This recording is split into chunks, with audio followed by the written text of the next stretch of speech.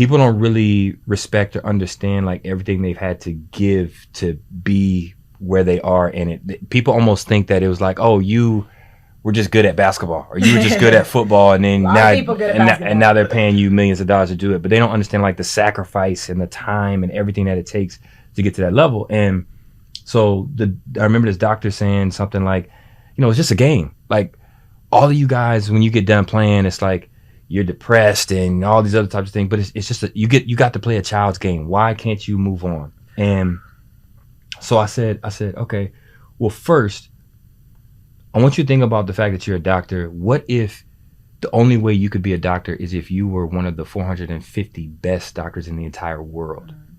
Like, so let's say you go through all the 12, 15 years of school or whatever that it takes to be a doctor, and then you find out that, man, I'm not one of the 450 best, so now I cannot be a doctor. And he was like, damn, like he thought about like how many doctors there are in the world, right? And I cannot call myself a doctor if I'm not one of the 450 best. But I was like, okay, now let's assume that you are. All of that school work, all of the sacrifices, everything you did to become a doctor. Now, let's say one day they tell you your injury, or for whatever reason, you can no longer be a doctor. That MD, we got to take that from your name. It's no longer there. And it was like, it made it real to him. Like, man, like if I lost everything that I just worked for, if I could in an instant, I'm no longer a doctor. I can't call myself that anymore.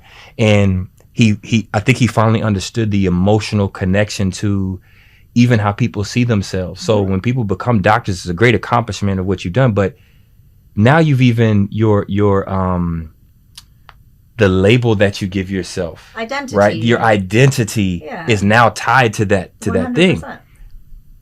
And for athletes, they say athletes die 2 deaths, because for an athlete, like your best, most prime years are young. In those early to mid 20s, you start talking about a 30-year-old, 35-year-old athlete, they call you old. Right.